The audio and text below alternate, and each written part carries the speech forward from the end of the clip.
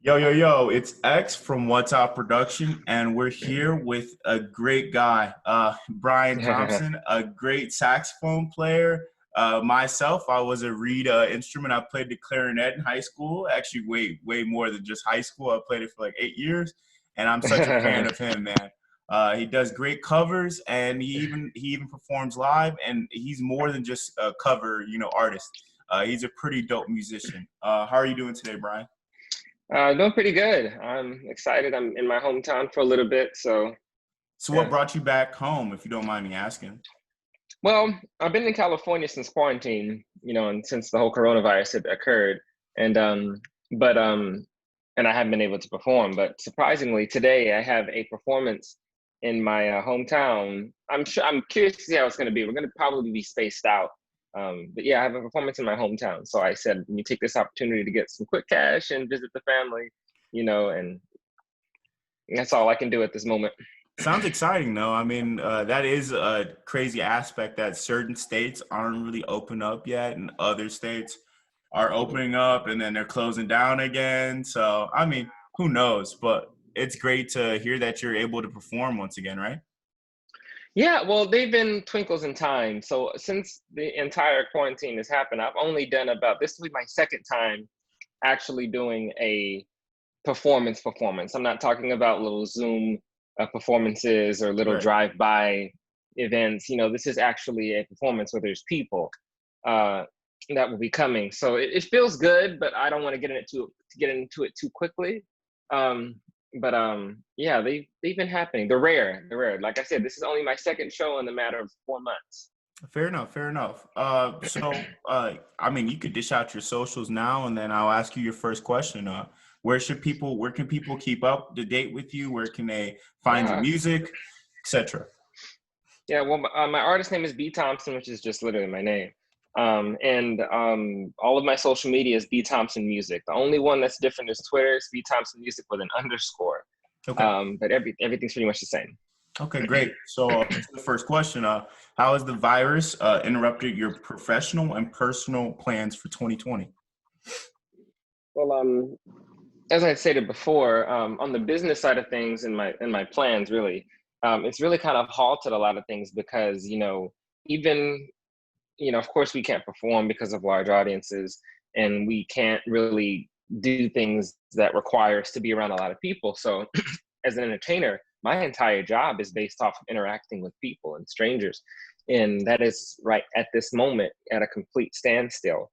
So, I've been stripped of my ability to express my music live on stage, of the platform to do that right now. Um, this virus has taken a toll on finances. You're not making a lot of money the way you normally used to. Thank God for savings and fail safes that can give you some holding power for a while, but it is tough not being able to do what you normally do to survive. Um, and the whole music side of things in my plans, I planned on releasing an album this year, and I know we'll talk about the EP, but I was planning on that the EP would have not happened had we not been on lockdown, Mhm. had we not been stuck in the house for 4 and 5 months and quasi somewhat still in the same situation. I would have had an album released at this time. Um, but the publishing companies did not have people in their offices, and they were not able to review music for distribution, which took a long time for my EP to get out. And I said, if I'm going to do an album, we want to do this right. So my team and I said, we're just going to put it off to next year. Mhm. And it was specifically designed to be released this year. So that was ruined. A lot of artists are releasing music this year, and some others are releasing music next year, depending on your weight in the industry and how much pull you have. Um, because people like Justin Bieber, and although they can release music whenever they want, but Right. upcoming artists like myself, we kind of have to be more strategic. Um, so and then personally, it's a lot on you mentally when you're in the house and you're just confined to Netflix and your instruments and eating and routine, within your studio apartment. It plays a toll on you, because you're not being human. We're active beings. We are meant to be out and socializing. We're social beings, and we're supposed to be experiencing life and the planet we live in. And when that's not happening, I always say the idle mind plays tricks on you. So I began to feel very worthless. I began to feel very useless. I said, I'm not an essential worker. I'm not making money. Am I really that important if I can just be told to stay home? And you know, it's, you begin to create, I'm already an overthinker. So you Yeah. begin to create and conjecture and create your own thoughts and come to your own conclusions that don't have any type of veracity or any type of truth to them. And my mental health was in check. I had to get counseling because I'm just being very vulnerable Yeah, because it's yeah. tough. It's Right. tough, No, without a doubt, without a this. doubt. I felt like the same way, in all honesty. I mean, not being an essential worker, I just got done graduating from college. I don't have a job yet, you know. Everyone's feeling that toll. So, I mean, please keep speaking, speak on it, Yeah. because I feel like a lot And of people are feeling the same way. yeah, I mean, absolutely. You just really feel like, well, what purpose do I serve? I'm not in a hospital helping people. I'm not, in healthcare. I'm not doing anything that's, whatever the whole essential workers thing. You just don't feel like you're a part of that. You start feeling, well, how am I contributing? And all of these are just lies that your mind plays on you. But it happens because when you're alone and you are confined in four walls for such a long time, Mhm. your brain is not being stimulated in other ways. Your brain is not being stimulated how it should be. So what are some So ways that you use to kind of just break through those mental barriers? Because I know I have them a lot, and I was an athlete, so we have a lot, performers and athletes both have a lot of mental mhm. barriers that they bring in. How do you push through that? How were you able to get through that? You talked about counseling, so I mean, you can speak on that. Any other ways Yeah, that you yeah. get through it? Yeah.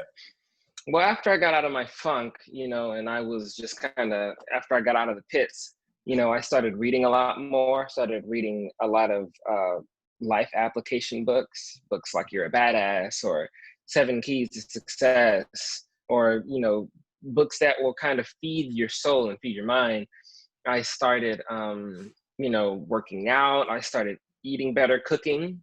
Mhm. I started to do things that were kind of a self-care situation. I got more time to practice my instrument and get better at it, um, and just keep my mind creative.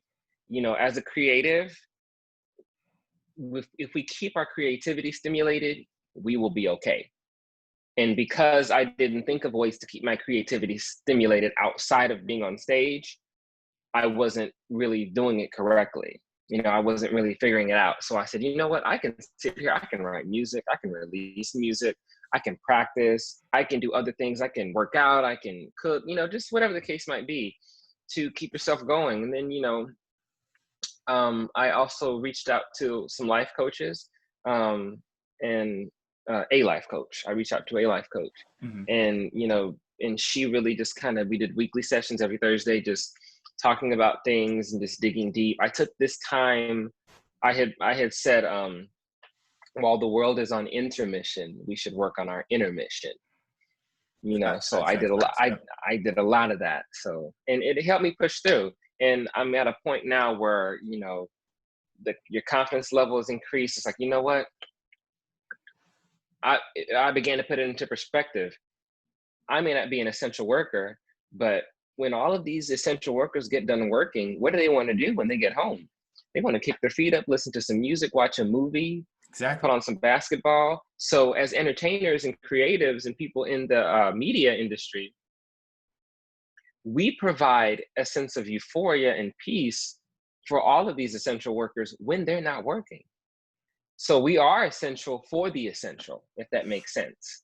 And I think this virus came at such a weird time, but I think it was kind of centering everybody to kind of really check themselves, really see like what's really going on in your life, like you know what I'm saying, what is really important, what's really valuable. And I was gonna touch on that. You may have felt like you weren't essential, but you still have people who are out there, they want to go, they want to listen to a cover, they want to hear. I heard your God Bless America one. That was a great cover. You know what I'm saying? Like little like Thank covers you. like that like keep people going in a way that you use social media. We'll get into that later. I mean, people are like, you know what I'm saying, they're ready for that. And a lot of times people need to realize that, like, look, you make an impact on people even if you don't even know it, because a lot of times people are like, yeah, like, I'm just doing me. Like, oh yeah, like, I just play, I play the sax, I make music, no big deal. But somebody, another part of the freaking country, another part of the world might be like, yo, what is B.Thompson up to? Like, I'm ready to make music. So, I mean, I'm grateful for this quarantine. It sucks that it like stopped everything, but I'm glad that you were able to, break through those mental barriers. Because just like you, I've had the same thing. You know what I'm saying? I felt the same way. Yeah, absolutely. And I'm glad we, just have to, how we come out of this, the people who come out of this, you can either come out of this one of two ways. You can either come out of this defeated and sick and broken, or you can come out of this empowered, emboldened. You can come out of this more secure in yourself, because we don't spend enough time with ourselves to get to know ourselves. And the more you know yourself, the better you can execute the tasks that you've been put on this earth to do. You have to know how you operate. I've got a chance to know how I think, what I like, what I don't like, what am I willing to put up with, what am I not willing to put up with, what are my standards, what are my values, what are my morals, what are my my truths, things that I've had a chance to kind of really develop, challenge, question myself, and change your philosophies. You get to really just dig deep into things because you have time. There is no such thing as I don't have time, or I don't have the, if you're not an essential worker, you have nothing but time. Right. It's whatever you make time to do. So, and I took this time to dive deep into myself and dive deep into my mental health, my spiritual health, and my creativity, which resulted in my EP. That's great. So quick question. So how was it in LA? Because I feel like LA is always so hectic, like everything's going on, and then it just shuts down. Is that how it went, or how? I don't know how that played out. How did it play out in that area? Well, Los Angeles is, of course, the second largest city in the country, right under New York. But it hit hard in LA. It hit hard. There's normally traffic all over the highways. And I remember driving on the 405 midday, 3:00 on a Wednesday or Tuesday or Thursday, just peak days, peak hours. And there's no traffic. People were at home, so the city was almost like a ghost town in, late March or in April. It was just a ghost town. And, and it was scary to think like, wow, we are in, LA is one of those cities that in any disaster movie, it's always New York or Los Angeles getting tore up. Right. You look at The Day After Tomorrow or 2012 or all these disaster movies, it is New York or LA. They are always two getting tore up. And I'm like, and I began to think about it that way. I'm like, we're in a global pandemic and I'm in the second largest city in the country. And yeah, whatever's happening is going to happen to us. Right. Everybody is coming through and leaving LA and coming to international, whatever the case might be. And it grew into standing in line at the grocery store. I never thought I'd have to stand in line at a grocery store. I'm like, I'm at Target and I just need to get some milk or get some this or get some that, and I have to wait in line. Yeah, I have to be 6 feet away from these people, and this line is wrapped around. So it began to really shift how you see the world. I'm like, wow, this is crazy, and this is every day. Yeah. And then in comparison to you being in Indianapolis, I mean, is it night and day now, or like what? Well, Indiana at this moment is only one of, I haven't seen any updated information. So don't quote my knowledge on this at this moment, but as of about a week ago, as I've been keeping up with the news, right, Indiana was only one of 2 states that did not see a spike in their numbers. That's good. Everywhere else, all the other 48 states were just, the numbers are increasing. But Indiana and some other state were the only 2 that didn't increase. So I can't really speak for the other ones. But since I've been here, everything's mostly open. The malls are open. I'm not saying that it's necessarily safe, because I don't believe that our country is opening up for safety. Right. I think it is for more economic reasons, right, which is already a polemical argument in and of itself. That they can go both ways. What's more important, having our economy or being safe? And it's like, the chicken or the egg situation. Like, if we don't have an economy without people, but if we have people and no economy, it doesn't really make sense. So, Exactly. but it feels a little bit more lax here. I'm still keeping the same measurement of safety protocols as I would in LA while I'm here. Okay. Because if I do plan on seeing family, and if I do plan on hanging out with people who I know have been quarantining and being safe, I want to make sure I'm doing my part by wearing my mask and being clean, things like that. So it's just like, this is life. Yeah. Bizarre times, honestly. Without question. So you started in Indianapolis, Indiana, correct? How'd you get your start? Right here in this room. The very first video I ever posted that went viral, which was Mask Off, was done right in this room, sitting in this chair. Really? With the same background. This is where it all began back in April of 2017. I posted my first cover that went viral. And I find it nostalgic that we're doing this interview while I'm here, because it just helps the whole aesthetic of my story. Right. But yeah, this is where it began, all in Indiana. And I remember that. Oh man, because it went all over the place. Because Mask Off was I mean, granted that Future must be a freaking, like, he must have known this is coming, I guess, with the mask and everything. But no, Mask Off was such a huge song back in 2017, and I remember the cover. And oh man, it was all over Instagram. I mean, it was on every, like, even meme pages were like posting it. And I've never seen like a meme page post a cover. And yeah, I totally remember that. So what happened after that? Like, after that cover, what happened after that? After that, I kind of fell into the responsibility of keeping all these thousands of people entertained. Right. And it came to being more covers and more covers and more covers. And I get about at least 1 or 2 viral videos every year. Some on Facebook, some on Twitter, some on Instagram. Instagram, you know, for some reason, every beginning of the year, I get a video go viral. You know, so like back in 2018, I did Chris Brown's Undecided. That went viral. He reposted that. 2019, I forgot what I did in 2019 that had went viral. And then in 2020, I did The Box. I think your Lion King one went viral when the Lion King came out. I'm pretty sure. I don't know. Don't quote me on that one, though. I have to go back and look. It might have went viral on a different platform. Every big, I don't know why, every beginning of the year something goes viral. Like in the first month. Interesting. And so the Box went viral this year, which boosted my following a whole lot. So I'm appreciative for the fans and the supporters, because with all of these people, I now have access to an audience that I don't have to pay that much to reach a lot of people. They're already in my circle. So I count it a blessing. It is a responsibility. Without a doubt. Can you go into that? Like, how does it feel to have that responsibility of like thousands of people? Like, do people still request music? Like, how does that work? What goes on with that? Well, there's, it's a responsibility, because even for celebrities with millions and millions and millions of followers, because social media is a platform that really allows us to connect with people who don't really know us. They know our craft and things like that. So it's a responsibility, because you want these people to engage with you. You want these people to buy your product and to flow with you and to be a part of your journey and support you. So you have to keep them you do have to keep them happy, but you also have to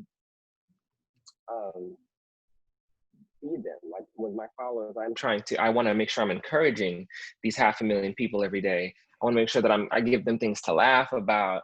I'm going to give them, share things that are important to me. Even with the whole Black Lives Matter movement, I'm making sure that I'm engaging my followers to speak up and for equality for all of us, and to really make it so that we can all, Black, white, Asian, Latino, can live on this planet together. It's that type of responsibility, not just with giving them music, keep them happy for yourself. But I'm like, I have a flock of people that I'm influencing, that I need to make sure that I'm giving them not only proper information, but I'm giving them something that is going to feed them. feed their spirit, feed their minds. So positivity, love, kindness, laughter, joy, anything that I can do, That's insight dope. to information. So that's the responsibility of it, because everything I post, not to say that they're all going to agree with it, Right. but it needs to be something that will challenge one's perspectives to, and I want to make sure that if I am going to challenge people's perspective, that it makes sense. Right. You know? Right. So it is a responsibility, because I want to make sure that these people understand who I am, what I believe, and why you support me. Do you want to speak any more about, the Black Lives Matter, what's going on? Like, do you want to speak about that at all? Or if not, I mean, no big deal. I mean, I would be remiss not to. I don't have to go on a whole rant about it, but Right. as a Black African American, I'm actually West Indian. My parents were born in Jamaica, That's and dope. I was born in the United States, but still, I am a Black American, and I just think it's important, because I that's another responsibility for Right. me to represent my people and to speak up for equality and to use my platform to do so. Any way or any opportunity I get to use my platform to promote social justice, I will do that. You can love me and my music, but you also have to love me. Right. You As an also have individual. to, as an individual, you have to, most people don't listen to artists who they don't like personally. Right. We often listen to people who not only make good music or whatever, but they also have good character. So I'm like, this is who I am. This is me I'm in my Black skin. I'm providing you this service. You would deny me Right. if you did not stand for something like Black Lives Matter. You would deny every time you click a like on my videos if you did not like the Black Lives Matter. You would deny me every time you comment something, every time you share my video. You are denying me if you don't like Black Lives Matter, because I am a Black man providing you this music. Right. So if you have enjoyed what I've been giving you for the past 3 years, then you need to understand why my life matters. Right. Not that your life doesn't matter, but you need to make sure and understand that my life matters as well. Exactly. And I that, think that's something that people just don't understand sometimes. When it gets way, I feel like people try to politicize it too much. It's kind of very simple. It's like, all we're saying is, look, like, our lives matter too. We're not saying, nothing else but that. And people get too riled up on all that. Well, think of it this way. All lives matter is the United States. Right. Black Lives Matter is a state. Exactly. We're not neglecting the United States. I'm in Indiana right now. Say Indiana is Black Lives Matter. Illinois is White Lives Matter. Florida is Latino Lives Matter. California is Indian Lives Matter. The United States is all lives matter. Right. Okay. We are all the lives. We are all up under this big country. Exactly. But each state is an individual group of people. I'm just giving you an analogy that matter. Right. Yeah, I got you. How can we be the United States if only 49 states matter? We're not the United States if we have 49 states that matter, because one doesn't matter currently, or evidently. Right. So and this you're ain't the United States. All 50 need to matter. So that is my philosophy. That is what I try to get people to understand. And sometimes I will jump in the ring with people, but I also make points that we are past the point of schooling people on, systemic racism and that the Black life is in danger. We are past that. We are now onto reform and implementation. We are now tearing down statues, changing laws, putting things into place that prohibit the likelihood of a Black man being killed, chokeholds or excessive use of force. I'm not going to get too deep all into that, but the thing is, that's where we're at now. If you're still on the White Lives Matter, All Lives Matter train, which no one is saying that y'all don't matter. Right. You've already missed that stop. We are now on to other things. You stay on that. Y'all keep painting over murals, and we're gonna go ahead and beat down legislation and change laws and reform in law enforcement. Really going on and really taking real action, not just like enough talk. It's time for action. I think we're starting to do that now. Absolutely. So okay, that's where we are with that. question. So, I mean, obviously, I mean, you got a lot of your fan base off social media. Uh, why? What type of social media? What are your social media strategies? I know there's a lot of growing businesses, a lot of growing artists, in every in every like fraction. What advice would you give to them to just like use social media to their advantage? As the years go on, I can answer this question better and better. And I'll start with the most important thing, which is probably the most superficial thing, and then we're going to get down to the more um, the the true things that are actually very, very I think is about morale.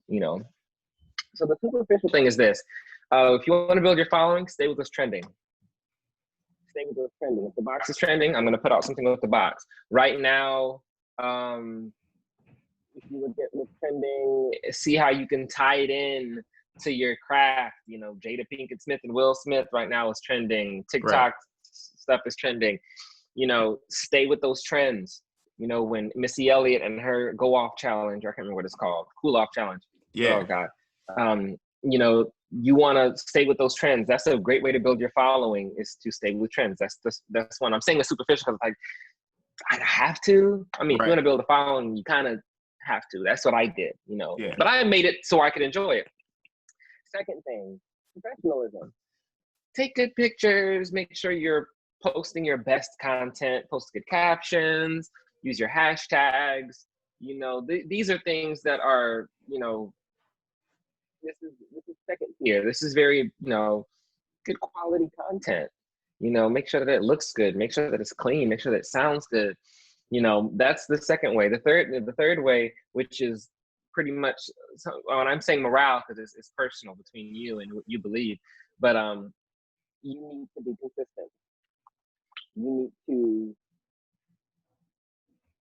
know that if you're going to do this, you need to be disciplined to not expect results overnight, but you have to do this every day. You have to be consistent in your ability to want to put out good content. You have to be consistent in that desire. You have to be consistent in that execution. You have to be consistent in your planning. So consistency, your image, optics, and trends, optics, consistency. So we can call that TOC. Trends, optics, consistency. Those are the biggest ways to build your following. And I learned that out of order. I learned it first by trends. Right. With trends. And then I was very consistent with it. Every trend, I would hop on it. And then recently, I just started focusing on optics. Now I make sure that my content is good all the time. Right. That everything sounds good, everything looks good. So that's how it is. TOC, trends, optics, consistency. Great to hear that. Great to hear that. So let's speak on the importance of streaming and buying music for independent artists during this time. I mean, because you're not able to. I mean, out of these like last 4 months, it's going to be your second, live, thing going on today. Your live performance. Yeah. We got to speak on that because I don't think people understand that. Upcoming artists like myself, who may get a few thousand streams, we don't make a dime.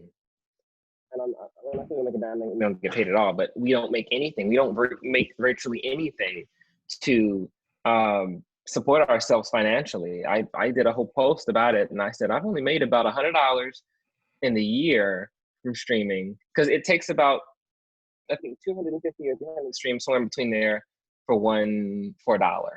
Okay. So you really have to get, hundreds of thousands of streams to get a few $100s, and you really have to get millions or billions of streams to get tens of thousands of dollars or hundreds of thousands of dollars. Really, if you can get like 30, 50, 100, 200 million streams, then you can really think about, okay, it's a good chunk of change you can get paid. But if you're on the lower tier, if you're independent, if you don't have, that financial push to promote to the masses, it's just struggle. I don't even look at how much money I make from streaming. I just put out music so people who want to hear my original stuff can enjoy it. I don't Right. do it for the money. If I was doing this for the money, I made the wrong career choice. Hmm. You know, the money will come eventually, but right now I can't do it for the money. I have to be building. So the more people stream my music, the more people that they share, the more playlists we get on, it helps. But I cannot rely on streams right now to support myself because it's nowhere near enough. It's nowhere near enough. So let's speak on that. Where does the passion come from? I mean, so obviously right now you can't be doing it for money. So where's the passion within the music? You know? Yeah, the passion really comes from I have to say God. You know, God has been he gave me this gift, but my passion comes from results. You know, I love seeing the fruits of the labor.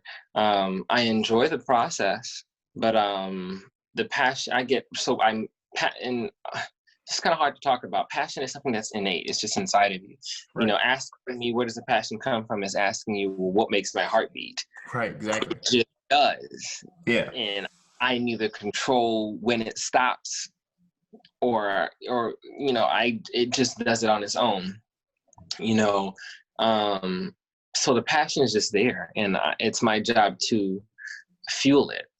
So And when did you start? When did you who were your influences like I on was that nine, end?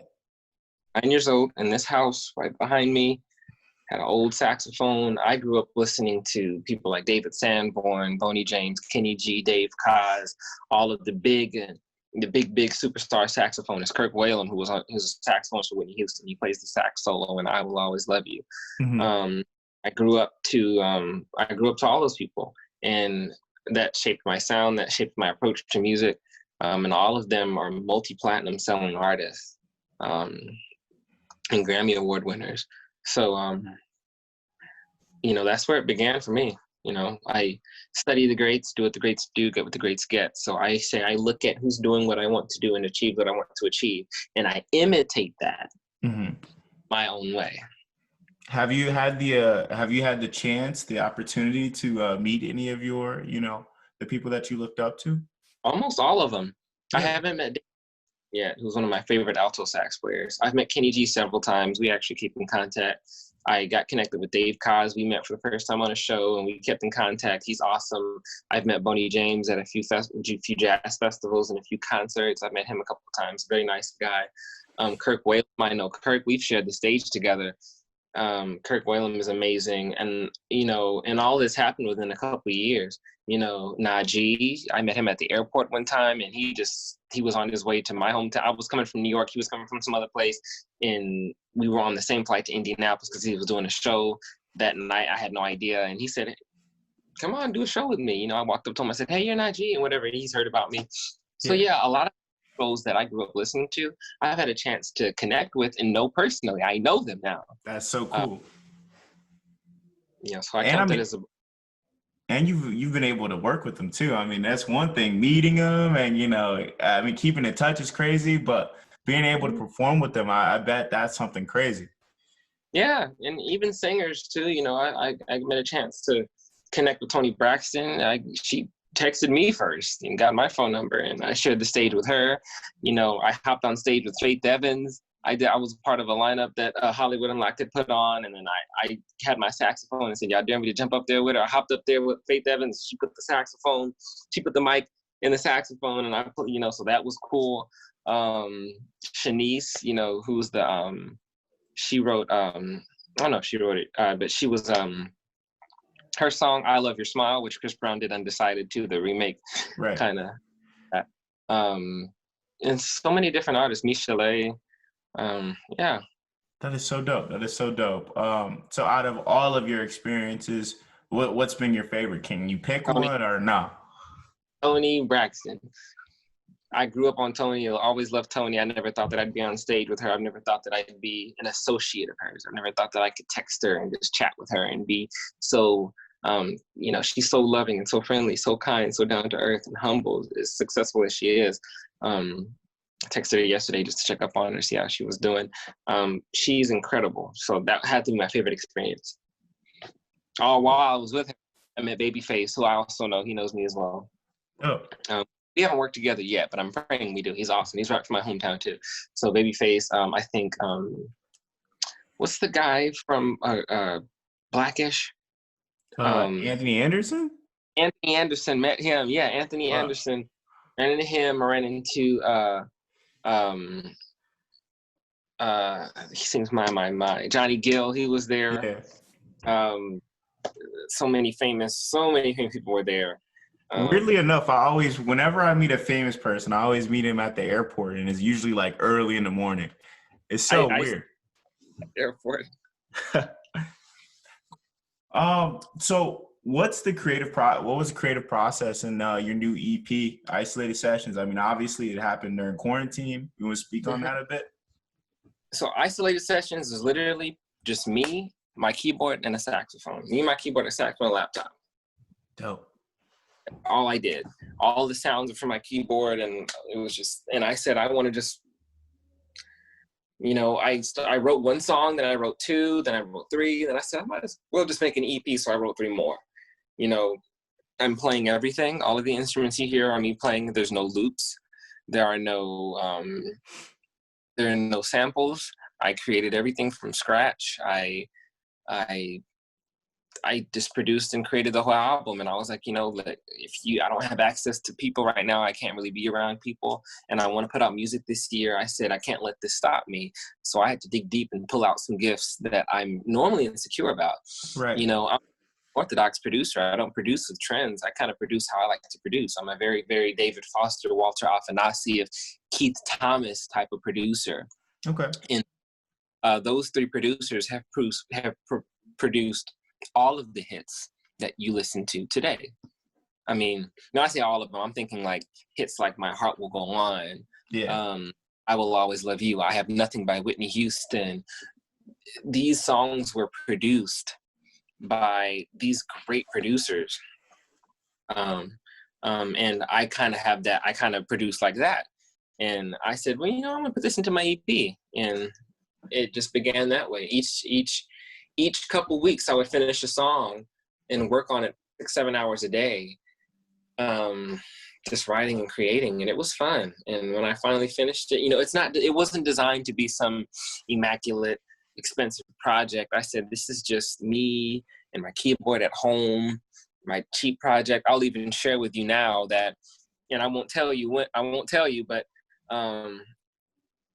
in some of the songs, you can even hear my smoke detector really going off because my smoke detector was going bad and they wouldn't come in and fix it. So I had to record the album with the smoke detector beeping. And every now and then, no one else might be able to notice, but I know it's in there. Without a doubt. And I'm like, but I didn't care because I said, this wasn't designed to be a perfect project. It wasn't designed to be a crystal cut project. This was designed to be a raw, unedited, just kind of real earthy, just me at home chilling, how recording. life really is. Yeah. I totally understand that. This is what I have to offer. This is me at what I have in my bed. I didn't pay for mastering. I didn't pay for mixing. I mixed it. I mastered it to the best of my ability. I, used what photos I had for the cover. And I said, this is just a $0 and 0 cent project, and it should be looked at as such. But why would I release something like that? Because it is me in my most natural and pure state.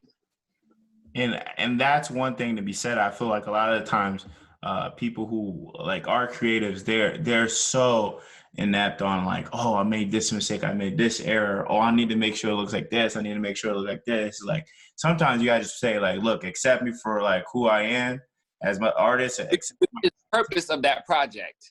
The album will be a little bit more strict and less open to just whatever. Right. I'll be more. This specific project, Isolated Sessions, was about me at home on lockdown with, this is all the resources I have to produce music. Right. And that's what.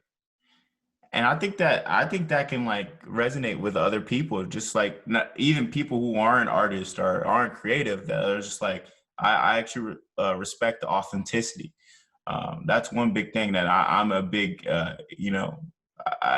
I'm a big advocate for, is just authenticity. And from what it Absolutely. sounds like, Isolated Sessions is very authentic. So that's really dope. I appreciate you. I want it to be authentic. I don't want to hold you up. If you want to say any last words, I mean, But what I'll say is that, I just want to encourage people. I want people to listen. Don't stop. Don't give up. Keep doing what you're doing. Um, don't be influenced. Don't be swayed by lack of results. Progress is something that is hard to always measure. Sometimes we don't know how much progress we've made until we actually take a step back and look where we've come from. But don't be discouraged. I want people to be really, especially creatives during this time. We really need a lot of mental attention because we rely heavily on our being and our essence of soul and self to do what we do. We don't just pick up our music and play. We don't just do what we do casually. This is our lives. This is our love. This is our passion. I am taking in intangible emotion and making it audible. That takes a lot of power and a lot of mental energy to do that. And when that gets locked up inside of you and it has nowhere to go, you become very down. It's like, I'm just locked up in here like this.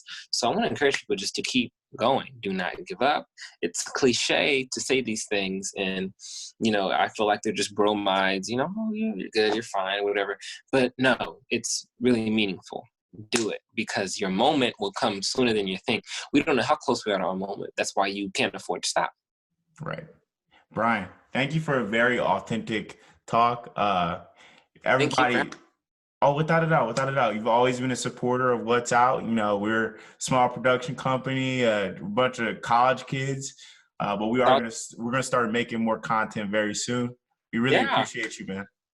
For sure. And like, send me the link to this and I'll share it. I hopefully some people can grow from this and grab some good information, eat the meat, spit out the bones.